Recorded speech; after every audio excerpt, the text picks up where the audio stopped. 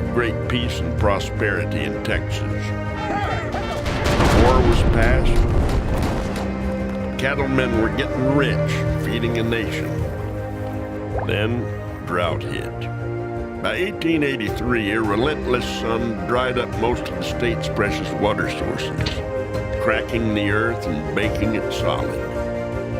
It also ignited a feud that had been smoldering between landless cattlemen who fed their cattle on the open range and permanent ranchers who fenced their property with barbed wire.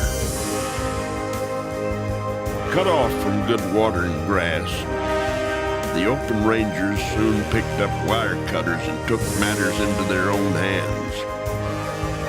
They organized raiding parties and rode out in the night, burning what they couldn't cut,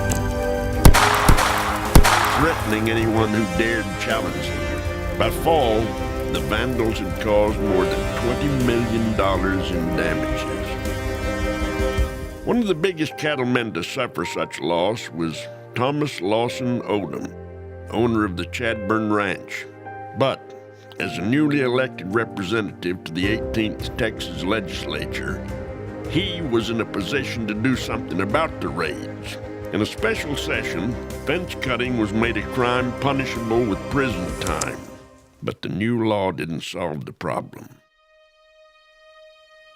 For Odom, it made matters worse. The raiders targeted him personally.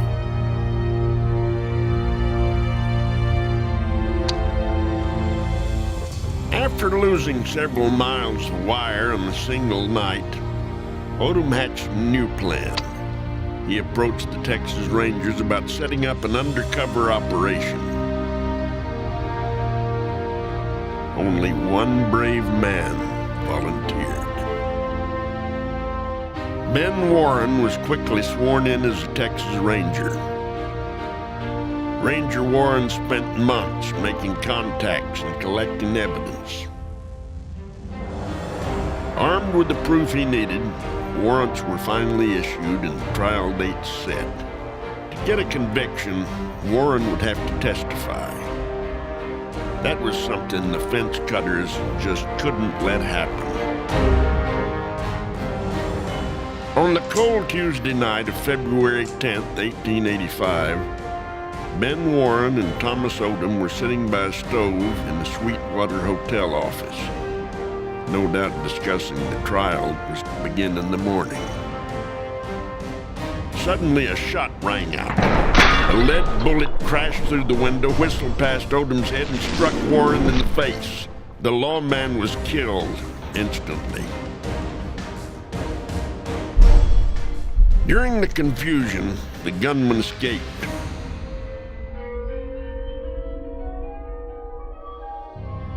Thomas Odom took Ranger Warren's coffin and carried him to Fort Chadbourn for burial. Warren was survived by his wife and 9 children, the last one born 8 months after his father's death. Odom would later testify that he found boot prints behind a fence just outside the window. He believed the assassin had taken the left-handed firing position with a rifle. His hunch would lead to the arrest of 3 men. 2 were convicted. But no record can be found that either served a day in prison. No record of justice, just the loss of a good man. It's not known how that loss affected the old cattle rancher. He never put his thoughts to paper. But he must have held Ben Warren to some fond regard, as he personally laid the brave lawman to rest only 20 yards from the Odom family plot.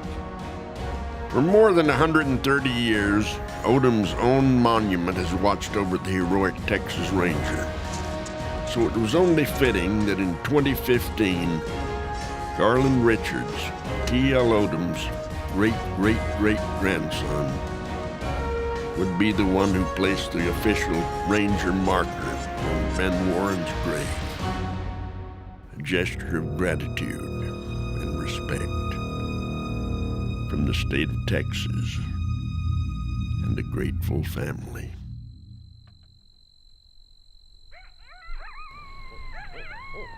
Thank you.